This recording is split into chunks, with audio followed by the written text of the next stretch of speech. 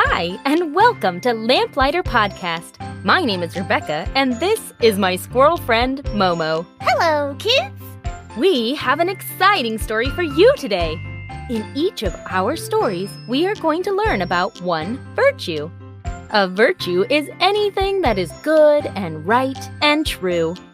Virtues are like little lights that shine bright and beautiful in a story.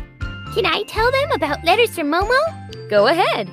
I want to send you a real letter in the mail once a month. In my letters, I will tell you more silly forest stories, talk about virtues, and show you a real historical person who practiced that virtue. Oh, and I'll also talk about acorns. If you would like to get letters from Momo in the mail once a month, just ask your adult to visit lamplighterkids.com. If you sign up before the 20th, you will get a letter from Momo for that month. Visit lamplighterkids.com for more information. So, are you ready? Come and listen while we light the way to your imagination.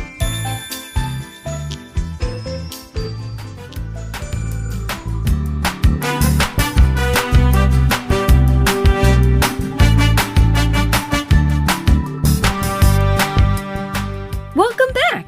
Today is kind of exciting because Momo has something special that he wanted to share with you all.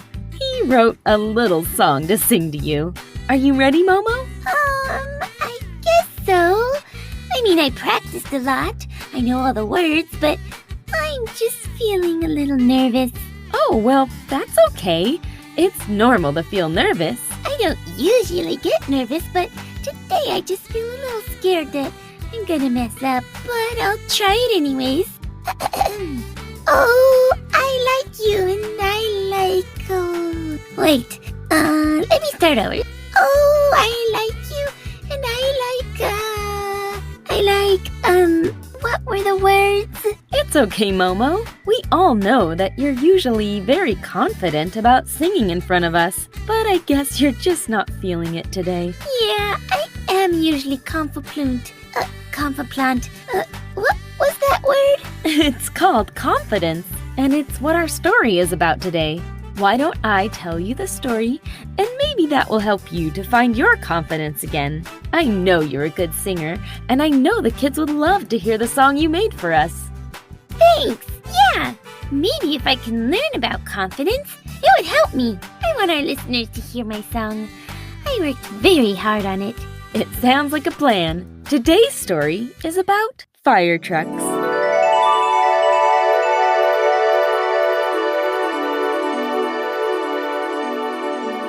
Once there were 3 fire trucks named Speedy, Smoke, and Splash that lived in Fire Station number 7.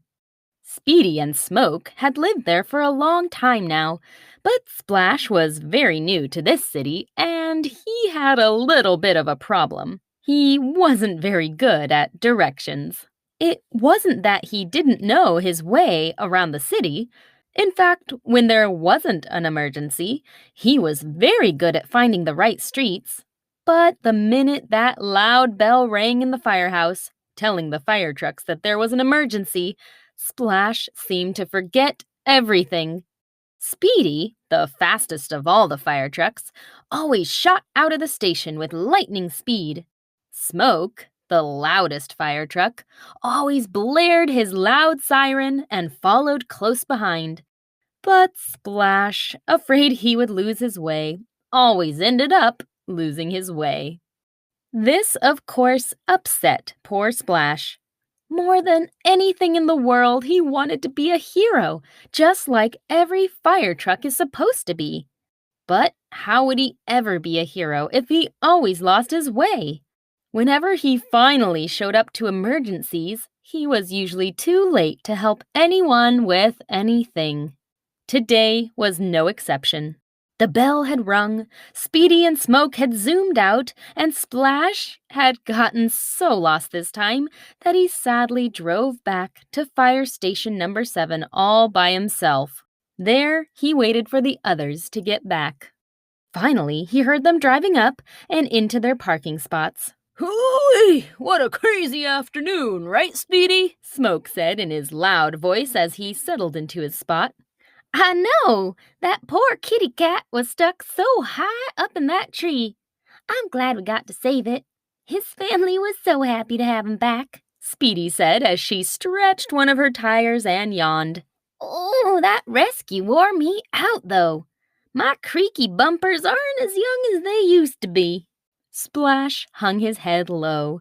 He knew they weren't trying to make him feel bad. They were just excited that they had rescued a cat. But it only reminded him that he hadn't been there. He hadn't been a hero again.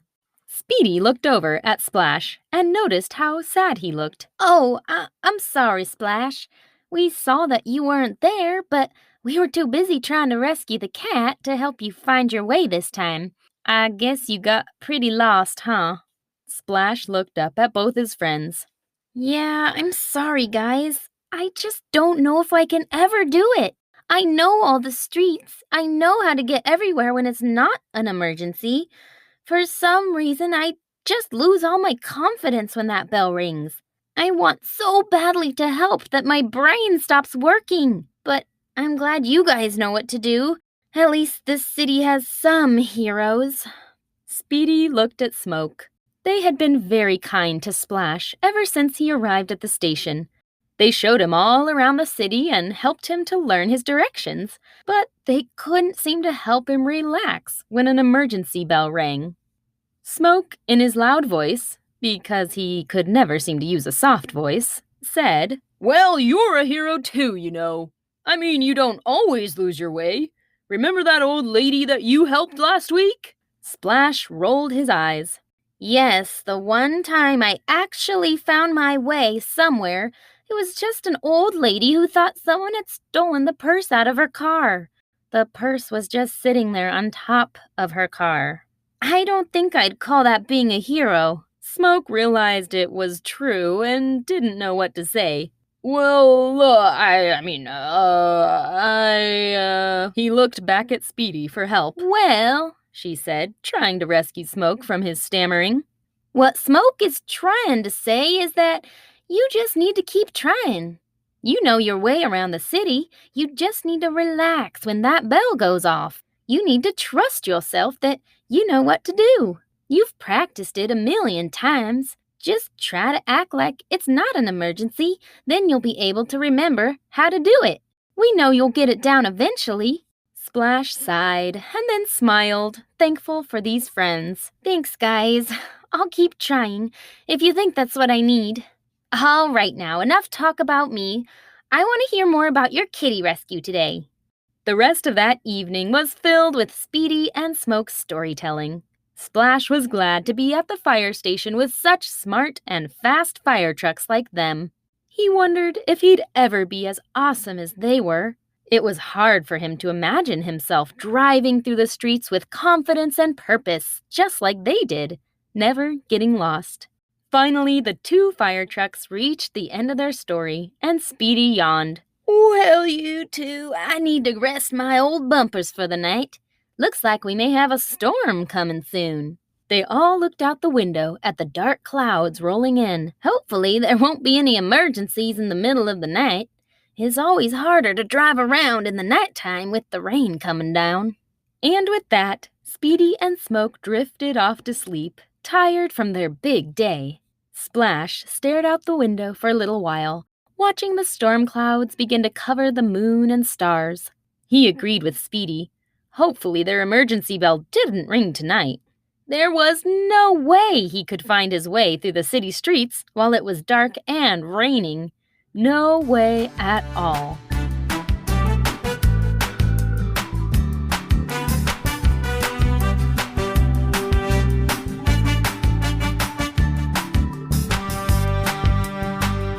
Splash woke up in the middle of the night to the sound of thunder rattling their roof. He looked out the window and saw that the storm clouds he had been watching earlier were now dumping down rain. He smiled sleepily. He loved the rain as long as he didn't have to drive around in it. He closed his eyes to sleep again as more thunder sounded farther off. But then a different noise burst through the air. The emergency bell inside their station began to ring. Ring! Ring! A loud, blaring noise echoing off all the walls. Splash's eyes shot open. This couldn't be happening. There was an emergency in the middle of the night in a rainstorm. He looked over to see Speedy and Smoke waking up. Oh, said Speedy, surprised. Looks like an emergency, everyone. Start your engines. She revved her engine on. Smoke did the same. Splash started his too, but began to feel the familiar nervousness that always came when the bell rang. Every time the emergency bell rang at fire station number 7, a large TV screen above the doors would flash with information about what the emergency was. Now, all 3 fire trucks looked up at the screen to see where they needed to go and who needed their help. Smoke read it out loud in his big voice. Emergency in Hillsborough neighborhood. A little girl and her dog are lost in the storm. Go to the Hillsborough neighborhood to begin the search. Speedy looked at everyone. You guys ready? Sounds like there's a little girl and her dog that need our help. Let's go, said Smoke, and turned his flashing lights on. Splash, Speedy said, noticing how nervous he looked. You ready? You can do this. You know the streets. Hillsborough neighborhood isn't far from here. But let's not sit around talking anymore. Time for a rescue. And with that, the doors of fire station number 7 opened wide. All 3 fire trucks sped out into the rain, their flashing lights filling up the darkness. Splash turned his wipers on high, trying his best to follow the other 2 up the rainy streets. Once in a while, a flash of lightning lit up the sky, and he could see his friends clearly ahead of him. Thankfully, he was able to keep up with the others this time. Soon, they were all sitting next to the sign of the Hillsborough neighborhood.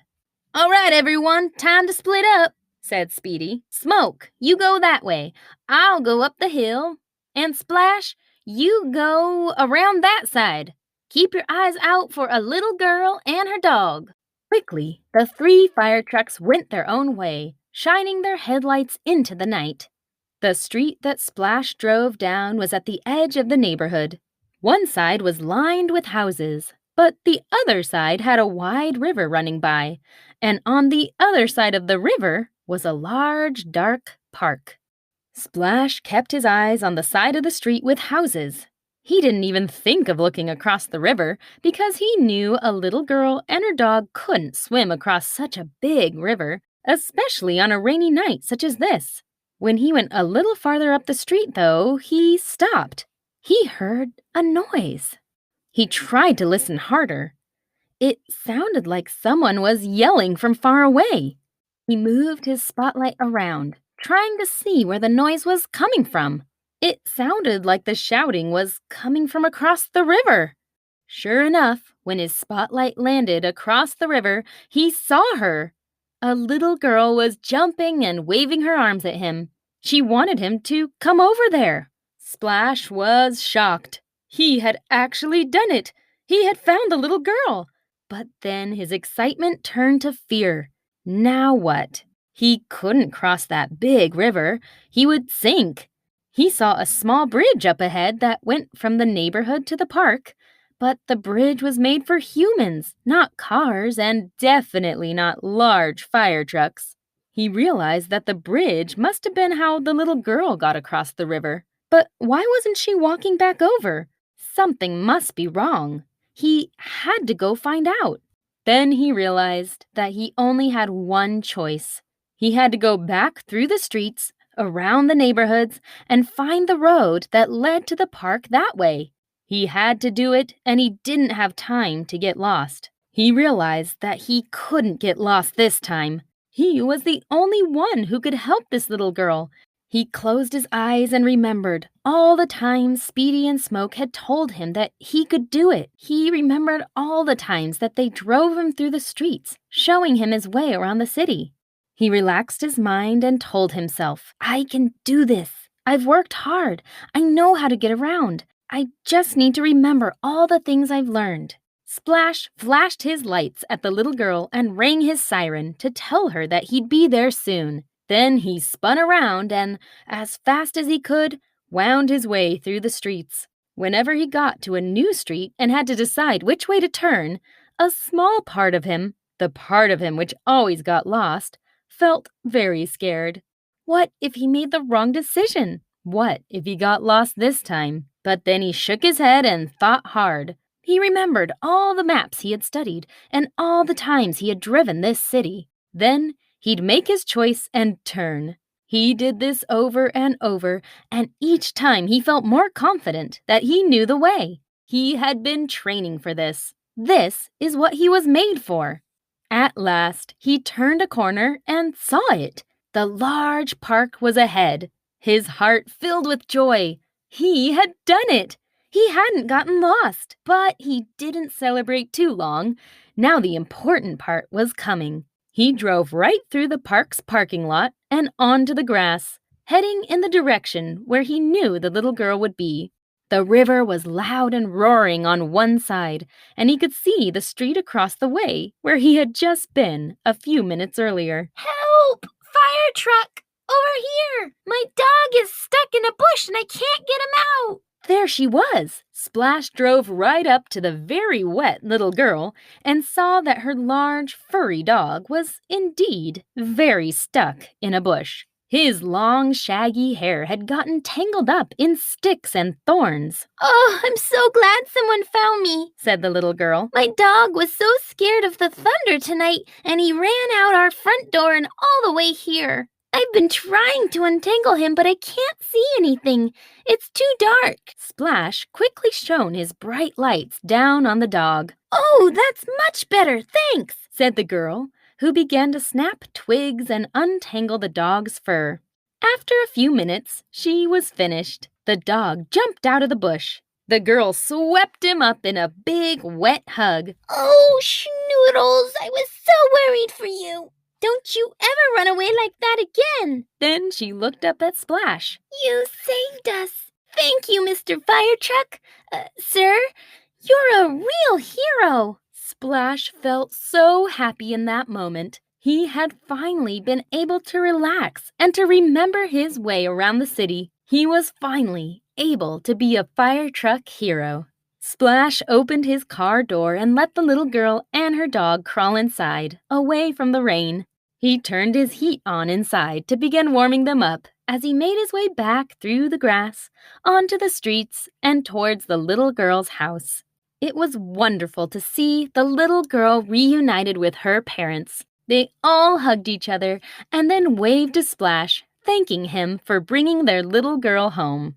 When Splash arrived back at the station that night, Speedy and Smoke were already there. They had been waiting for him to arrive so they could congratulate him. When the door opened, they rang their sirens and cheered.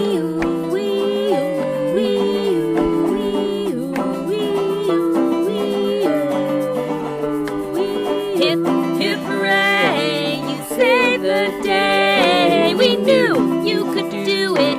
You found your way. You had confidence in the choices that you made. You had confidence and it helped you find your way. Yes, you saved the day.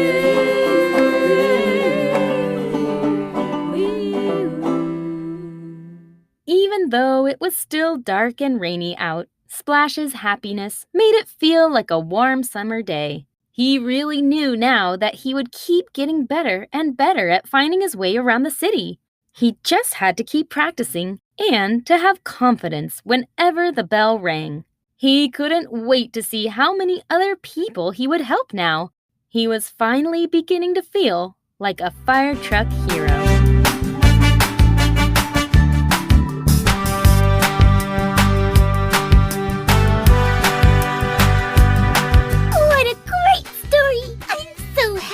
Splash finally found his Compa-Pimp. Compa-Ploomp? I think the word you're looking for is confidence. Confidence is when you trust yourself or others to do a good job at something. Confidence is important, especially if you've practiced something over and over, because it helps you to enjoy doing that thing.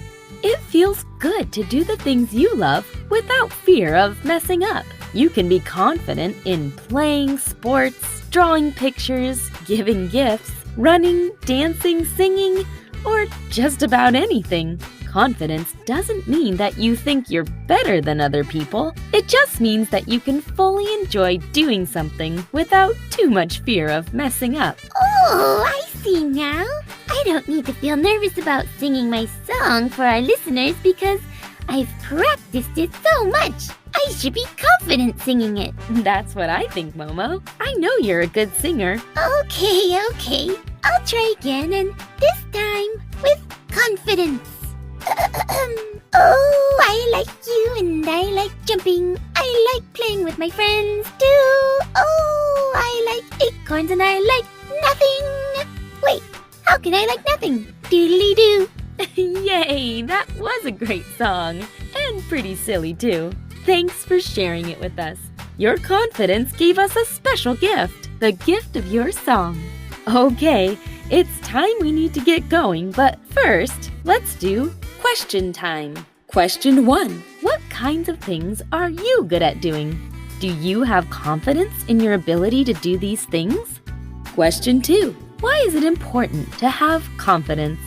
All right, everyone, we're out of time for today. I hope you enjoyed our Firetruck story and our special song from Momo. See you all in the next episode.